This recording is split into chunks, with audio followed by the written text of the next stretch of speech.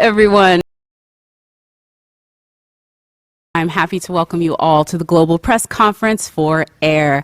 Allow me to welcome to the stage our stars and filmmakers behind the film. First, we have Matthew Maher. We also have Messina, Jason Bateman, Chris Tucker, and the star producer and director of the film, Ben Affleck. Hello, gentlemen. Hello. I'm so excited to talk about this film. You guys just came off of that incredible premiere at South by Southwest. And Ben, I know you're multi-hyphenate on this. We're going to talk to you about this, but I have to start with you, Chris, because I just loved everything that you did with this character. I was so happy to see this. I was like, from Smokey to this, man, this was such a great performance. But I know that this was a collaboration, and that, you know, when you came onto this project, this was definitely something that both Ben and Matt and everyone wanted to show what Howard was a part in this incredible story. Yeah, it was so much fun. Ben, told me right up front, it's like, it's like making a movie with friends. Did I look at you, right? Yeah. Or you can look out there. Making a movie with friends and having fun, and I knew Howard White. So I had all access to him, talking with him for hours, and everybody he mentored, like Charles Barkley, and like people from his childhood he played hopscotch with, and teachers and coaches. And I mean, I thought it was just gonna be a quick conversation with him. He said, no, hold up, I got somebody else you want to talk. I need you to talk to them. And I really got a lot of information together to embody his spirit, his dialect, and put it all together and put it in a character. And everybody said he was like Confucius. He's just this nice guy, thought about the world, glass half full instead of half empty. So I want the character to be positive and just be a lot of fun. So it was so great.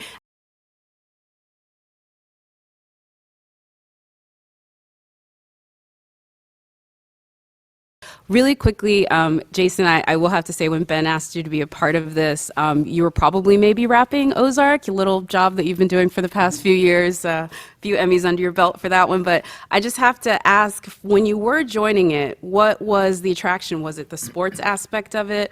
Or was it the early days with that script? Because your character, I will say, has one of those just like great scenes where I really feel like you wouldn't mind what else you do in the movie to have a moment like that, Well, to be honest, the draw was Ben, it was Matt. The subject matter, while yes, it was a big deal for people my age, 15, 16, when Jordan came into the league and the shoes and everything like that, and I'm a big sports fan, that was a big draw. But it's really the people that you work with is a big draw for us, because it's 12 hours a day. You spend more time on the set than you do at home. So that was a big pull for me, and I loved it. And as far as that scene goes, yeah, there's a lot of really great writing in this movie, and that scene's definitely one of them. So they did all the tough work there. I just got the lines right and sat on the right mark.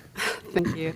Ben, I want to bring it to you now because, again, this was another time where you're both directing, working on the screenplay. I feel like it's everything. It's your love of sports, it's your love of filmmaking, and then also bringing your family, your film family with Matt Damon along with it. So what was it? You didn't add just one aspect to this that made it complicated. It seemed like it was everything, I can see how it would seem that way, but actually, for me, it was made it so much easier, because this is a group of people who either I had known for a long time, an enormous amount of respect and regard for, Matt Maher, Messina, as you mentioned, and obviously Matt Damon, and Jason Bateman, all of whom I've worked with multiple times and know well and adore and admire, and people who it's been my sort of life's goal to work with, in Viola Davis and Chris Tucker.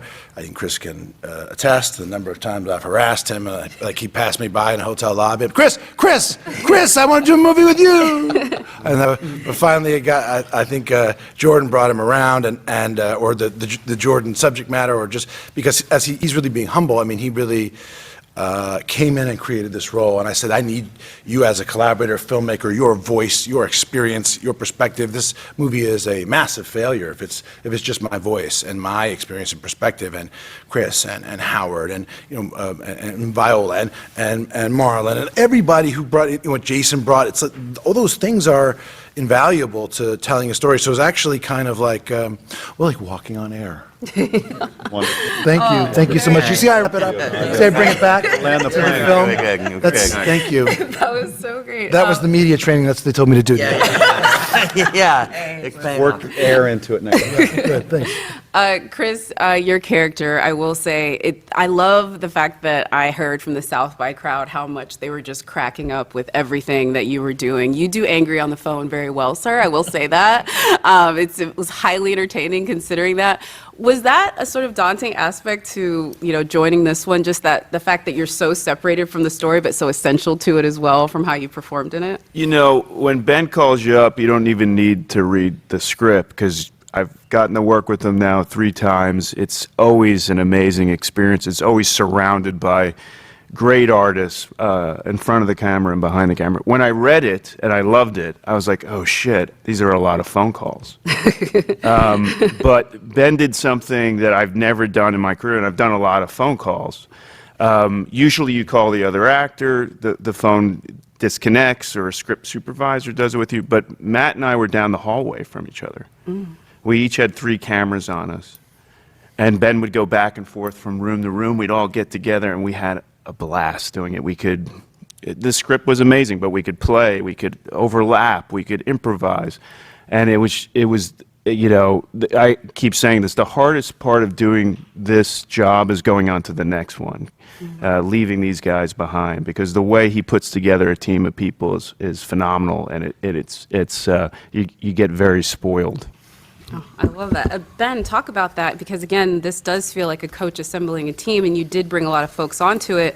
But the other aspect of that I thought was so great was how much you spoke about the task of the Viola Davis of it all, and sort of getting that assignment from Michael Jordan. I really didn't understand the movie, actually, as it turned out. And so I went to speak to Michael because I've been lucky enough to run across him a few times. I'm not going to act like me and him are friends. It's just like I idolize the guy, and every now and again I've had a chance to spend time with him. It's been very memorable for me. Probably he's forgotten it, but so I had at least enough of an in to say, hey, can I come see you and just kind of run this past you? Because to be honest, listen, from a point of view of respect for him, his family, who he is, what he means, from a selfish point of view, from the movie, the stupidest thing in the world would be to go make a movie that involves, he's not in, doesn't appear in, nonetheless, that invokes his name and tells a part of his story that he was opposed to. So if he said, don't do it, I just was going to not do it. And that would be that, over last conversation. And I was very, very prepared for that to be the result of that, because I had no reason to think that he would be open to it or that he would welcome it, particularly since it wasn't the Michael Jordan story where they had bought his rights and that sort of thing, which I would think might be discomforting. However, what I found was that he was very gracious. And, and actually, when I said, look, this is not a historically accurate, in the sense that I can't dot every I and cross every T, what time every phone call was made. This is going to have to be something of a fable, a parable, an inspiring story. And so I'm going to take liberties in order to make it an hour and 30, 40 minutes. But I don't want to violate anything that's fundamentally important or true to you. And so, if you would, please tell me what those things are. And I promise you they'll be sacrosanct.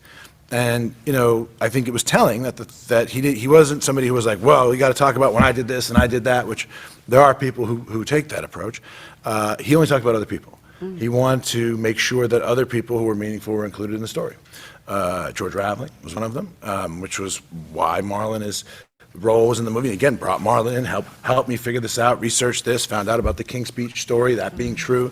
Then he also said Howard White. Howard White's integral to this, and so my first thought was, finally I'm gonna maybe get Chris Tucker. And then I said, what was your dad like? And he said, because initially, to be honest, I was gonna have it be a story about Michael himself saying, this is what I'm worth and this is what I deserve. A person saying, this is what I mean, and I'm going to ask for that. And he said, and I thought also his parents weren't so much a part of the story, and so I was trying to flesh that out. He said, my dad had the best personality in the world. And I think with Julius, we got exactly that, the perfect person. And then he said, I didn't want to go to Portland.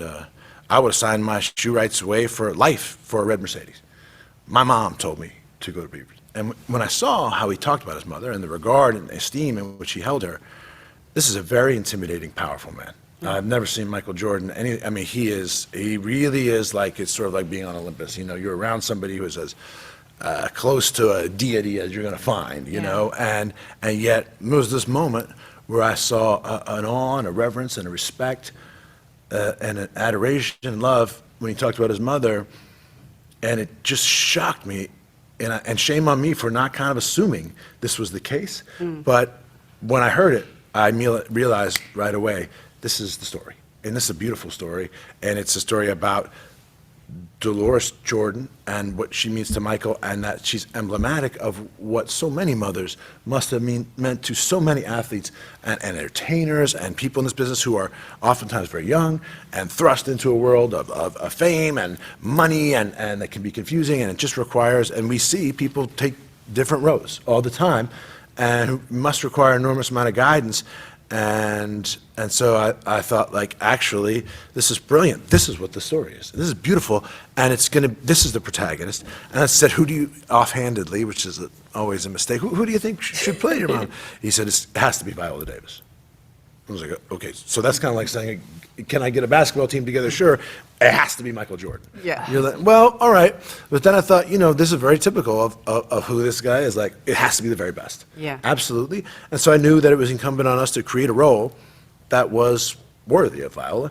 And we tried to do that. And I still think probably her saying yes, which has been a lifelong career ambition of mine. I thought, I really will have made it as a director if I have Viola Davis in my movie. And when she said yes, I tried to believe it was me. I think a lot of it had to do with me being like, Michael Jordan wants you to play his mom. Yeah, I mean, how do you say no to that when the GOAT is calling you also a GOAT? Yeah. Yeah.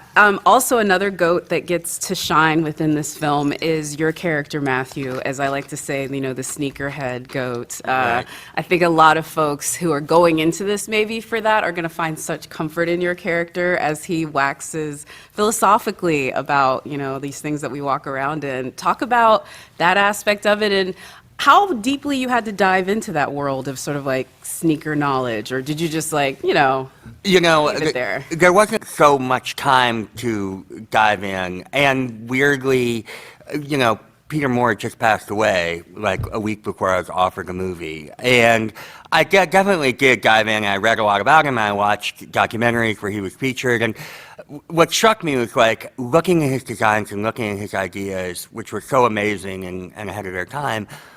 And then he's talking, and he's just like a regular guy, and he's talking about like, there was too much red, and then we decided to just leave it that way. You know what I mean? Like very like direct. And I thought the biggest parallel was like listening to like pro athletes talk about what they do, which is like, well, we just kept at it, even though they're doing these amazing things. A genius doesn't always express himself very well when he's talking about what he's genius at. So it was hard in a way. So I just decided not to try and get into his genius mind, but really play the character that was written in the script, who is a genius, but is also at a crossroads in his life. He's going through a midlife crisis, and he doesn't know, like he's waiting to have something come along where he can really apply himself. And what is really clear from the documentary, and that the script captures really well, is that he's a brilliant collaborator, and he's not precious about his ideas. The idea itself is bigger than he is, and that's what really drew me to the script too. The scenes where they're working together really felt like authentic, like problem solving, in a way, and I really appreciated the energy of those scenes, And there's a meta aspect too, because that's also what it was like working on the movie, where like it's sort of the best minds, just problem solving. Like the creativity and the genius is just sort of happening because everybody working on the movie is so good at what they do. And so it's really just like, are we going to do this or this? It's very engaging. And so I think for me, I just sort of leaned into that in terms of like thinking about the character and not try to even touch imagining what it would be like to create the things that he created. What I think is so incredible is those scenes when you guys are working on the problem. It honestly reminds me, and forgive me, of some of the stuff that Matt was doing with Ridley on The Martian. It's just like this problem to the next problem to the next problem, and then hope. And I will say, like that one, it's the team. It's everybody coming together. I especially loved this story about the creation of this, and that's the artist equity that is a part of your production company. Again, as someone that's covered films for so long, it's always great when you see radical things that make this passion that we all have equitable for everyone. So I'd love for you to talk about how you and Matt set that up, the motivation behind it, and how it's been working through this film. Well, it was interesting because the movie thematically kind of paralleled the things we were trying to do, that we had ambitions for philosophically, which was we wanted to raise money to create a kind of a mini sort of studio, and in some ways what Nike wanted to do, which was change the rules a little bit, change how the process was undergone, and also ultimately, fundamentally, ended up changing the way compensation worked to afford more responsibility and also more reward to the people. And I really firmly believe the artists behind the camera who make a massive difference in the quality and cost and the experience of your movie, as well as the performers who I often feel are so meaningful and not compensated appropriately, and also to try to sort of eliminate waste and streamline the process so that the important things are kept, and the sort of the stuff that has to do with the ego and the ways in which sometimes money can be wasted are kind of left behind. It was a function both of